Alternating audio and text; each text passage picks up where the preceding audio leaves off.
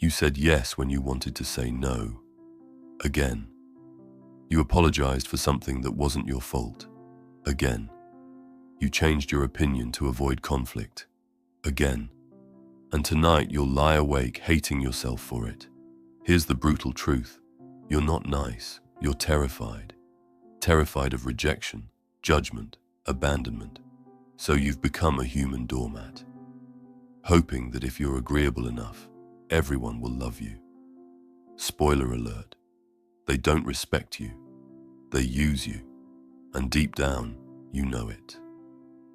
I spent 25 years as a chronic people pleaser, said yes to every request, apologized for existing, shape-shifted my personality to match whoever I was with. Then one day, my best friend said something that shattered me. I don't actually know who you are. You're whoever you think I want you to be.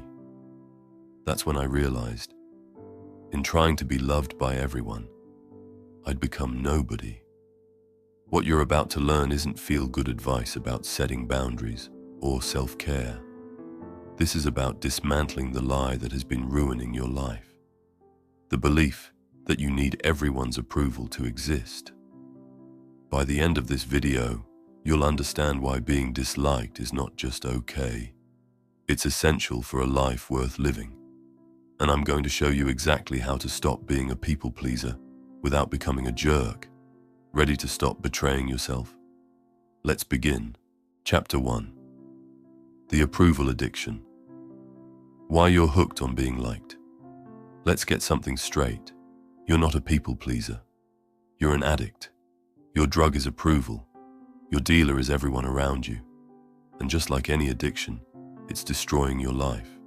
I'm sorry if this sounds very harsh, but it's the reality many people live in. Every time someone likes you, your brain releases dopamine. You get high. But here's the sick part. You need bigger and bigger hits to feel normal. Think about it. As a child, making your parents happy meant survival. Their approval meant food, shelter, safety. Your brain wired itself to seek approval like your life depended on it. Because it did. But you're not 5 years old anymore. That wiring is now your prison. Here's what your brain does. Someone frowns. Danger. Someone disagrees. Threat. Someone dislikes you. Death. Your nervous system literally treats disapproval like a tiger attack. Heart racing, palms sweating, thoughts spiraling. All because someone didn't smile at you. It's insane when you see it clearly. The neuroscience is brutal. People pleasers have overactive anterior cingulate cortexes, the brain's alarm system. You're literally wired to feel social rejection as physical pain. Studies show rejection activates the same brain regions as getting punched. No wonder you'll do anything to avoid it. But here's what nobody tells you. The more you feed this addiction, the weaker you become. Every time you betray yourself for approval, you lose a piece of your soul. Every fake smile, every forced yes, every swallowed opinion, you're slowly disappearing. Ask yourself right now, when was the last time you said what you really thought? When did you last refuse a request without explaining yourself? When did you last let someone be disappointed in you? If you can't remember, you're deeper in this addiction than you think. Comment "addicted" if you recognize yourself in this. Let's see how many of us are fighting the same battle. Chapter 2. The nice person lie. Why being good is making you miserable. Here's the truth that will piss you off. You're not nice because you're good. You're nice because you're scared. There's a massive difference between genuine kindness and fear-based compliance. One comes from strength, the other from weakness. Guess which one you're doing. Real kindness is a choice. It comes from abundance. You help because you want to, not because you need something back. You're generous because it feels good, not because you're buying approval.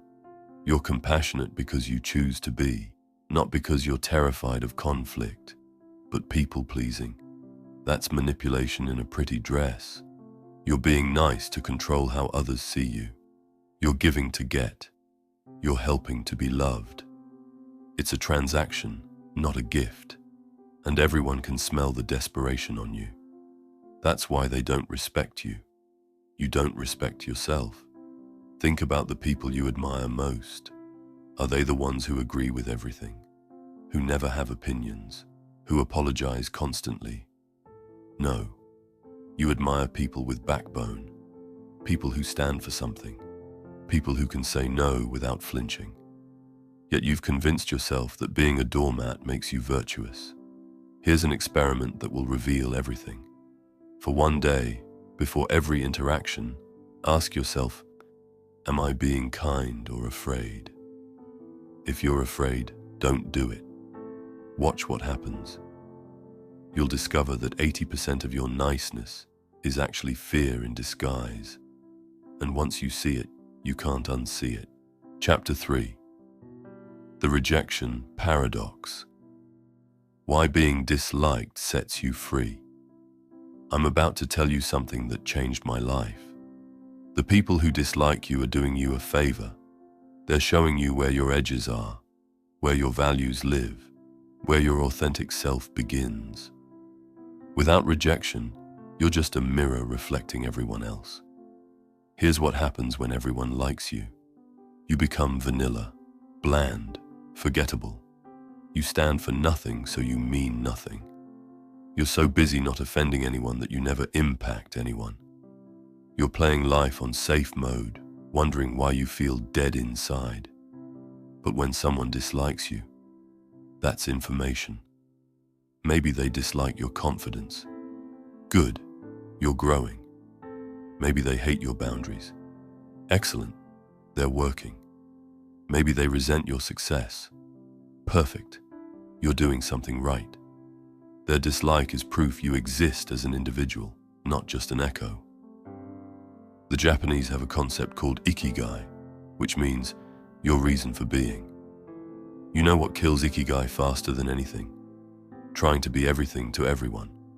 Because when you please everyone, you stand for nothing. When you stand for nothing, you are nothing. Just a walking, talking piece of emotional putty. Try this today. Make one decision you know someone will dislike. Order what you want at dinner. Share your actual opinion. Say no without explaining. Feel that discomfort. That's not danger. That's growth. That's you becoming real. Comment what decision you're going to make. Let's normalize disappointing people. Chapter 4. The Boundary Revolution. How to say no without being a jerk. Let me be clear. Having boundaries doesn't mean becoming cold, cruel, or heartless. It means honoring your own needs as much as you honor others. It means treating yourself with the same compassion you give everyone else. It means stopping the self-betrayal that's eating you alive. Here's your new script for setting boundaries. No, that doesn't work for me. Period. No explanation, no justification, no 3-paragraph apology, just clean, clear communication. The people who matter will respect it. The people who don't, they were using you anyway. But here's where people mess up.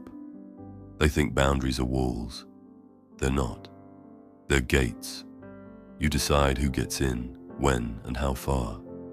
You're not shutting everyone out. You're being selective. You're not being mean. You're being honest. You're not rejecting people. You're protecting your energy. The magic formula. Be kind, but not weak. Be firm, but not harsh. Be honest, but not cruel. You can decline a request with warmth. You can disagree with respect. You can protect yourself with grace. This isn't about becoming someone you're not. It's about stopping the performance. Watch what happens when you start setting boundaries. Energy vampires disappear. Manipulators move on. Users find new targets. And suddenly, you're left with people who actually value you, not just what you do for them. Your circle gets smaller but stronger. Quality over quantity, always. Chapter 5. The Authenticity Test. Finding out who you really are. Here's the terrifying question. Who are you when no one's watching? When there's no one to impress? When there's no approval to chase? Most people pleasers have no idea. You've been performing for so long, you've forgotten who's behind the mask. Strip away what your parents wanted you to be. Remove what your friends expect. Delete what society demands. What's left? That's your authentic self. And if you can't find anything, that's exactly why you need to listen to this chapter twice. Start with your opinions, not the safe ones you share at parties. Your real opinions, the ones that might upset people, the ones that reveal your values, the ones that make you vulnerable. Write them down. Don't share them yet. Just acknowledge they exist. Next, identify your actual interests, not what's cool or impressive, what genuinely excites you. Maybe it's something boring or weird or uncool. Perfect. That's authenticity. That's what makes you interesting. That's what attracts your people, not everyone. Here's the practice. Every day do one thing that's purely for you, not for Instagram, not for approval, not for anyone else's benefit, just because you want to. Read that book everyone would judge. Wear that outfit that's too much. Have that opinion that's unpopular. This is how you resurrect yourself from the grave of people-pleasing. Chapter 6. The Conflict Transformation. Why fighting is actually healthy. You've been taught that conflict is bad, that disagreement means disconnection, that anger equals danger. Wrong.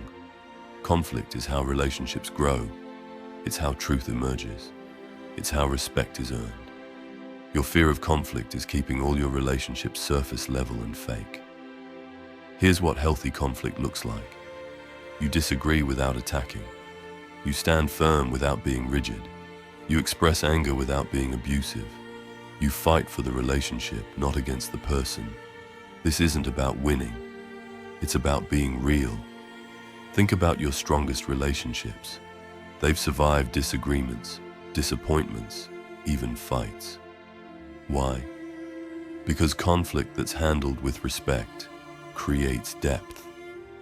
It shows you can be real with each other. It proves the relationship can handle truth. Without conflict, you just have acquaintances pretending to be friends. The skill you need: differentiation, the ability to stay connected while being separate, to disagree without disconnecting, to be yourself without requiring others to be like you. This is maturity. This is strength. This is what people pleasers never learn because they're too busy avoiding discomfort. Next time you disagree with someone, don't immediately backtrack. Stay in the discomfort. Express your view calmly but firmly. Let them have their reaction. Don't rescue them from their feelings. Don't apologize for having an opinion. Watch how this transforms your relationships. The real ones get stronger. The fake ones disappear. Chapter 7. The Guilt Detox. Breaking free from emotional manipulation. Guilt is not your conscience. It's your conditioning. You've been programmed to feel guilty for having needs, boundaries, opinions, and desires. This guilt isn't protecting anyone. It's controlling you. And it's time to burn that program to the ground. Here's how guilt actually works. Someone else feels uncomfortable with your choice, so they project that discomfort onto you. You absorb it, call it guilt, then change your behavior to make them feel better. You're not being moral. You're being manipulated. Real guilt comes from violating your own values. Fake guilt comes from violating someone else's expectations. Learn the difference. If you haven't done anything wrong by your standards, that guilt is just someone else's disappointment wearing a disguise. The antidote: Let people feel their feelings without rescuing them. Your mum's disappointed. Let her be. Your friend's upset. That's okay. Your partner's frustrated. They'll survive. Their emotions are their responsibility. Stop making yourself smaller to manage other people's feelings. Write this down and put it somewhere you'll see daily. I am not responsible for other people's emotional reactions to my healthy boundaries. Read it every morning. Tattoo it on your soul if necessary. Because until you believe this, you'll stay enslaved to everyone else's emotions. Chapter 8. The Self-Validation Practice. Becoming your own approval source.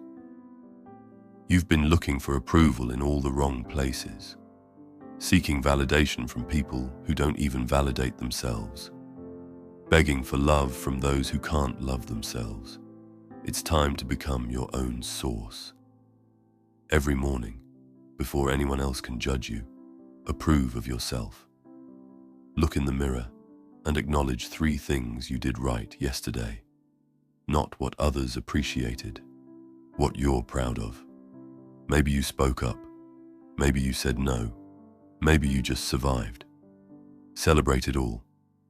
Stop asking, what will they think? Start asking, what do I think? Stop wondering, will they like this? Start asking, do I like this? Stop seeking permission. Start giving it to yourself. You don't need anyone's approval to be who you are. You already have the only approval that matters, yours. Here's the radical shift. Instead of trying to impress others, try to impress yourself. Set standards for yourself that have nothing to do with external validation. Did you act with integrity? Did you honor your values? Did you show up as yourself? That's success, regardless of anyone else's opinion. I want you to try this. Keep a self-approval journal. Every night, write down moments where you chose authenticity over approval, where you honored yourself despite discomfort, where you stayed true despite pressure. This becomes your evidence that you can trust yourself, that you're enough, that you don't need anyone else's permission to exist. Chapter 9. The Relationship Audit. Identifying energy vampires. It's time for brutal honesty. How many of your relationships are based on you giving and them taking? How many people only call when they need something? How many so-called friends disappear when you stop being useful? If you're honest, it's probably a lot of them. People pleasers attract users like magnets. Why? Because users can smell desperation. They know you'll say yes. They know you won't set boundaries. They know you'll prioritize their needs over yours. You're not having relationships. You're being consumed. Do this audit today. List everyone you regularly interact with. Next to each name, write, do they add energy or drain it? Do they reciprocate or just take? Do they respect your boundaries or push them? Be honest. The results will shock you. Here is the hard truth. You trained these people to use you. Every time you said yes when you meant no, you taught them your needs don't matter.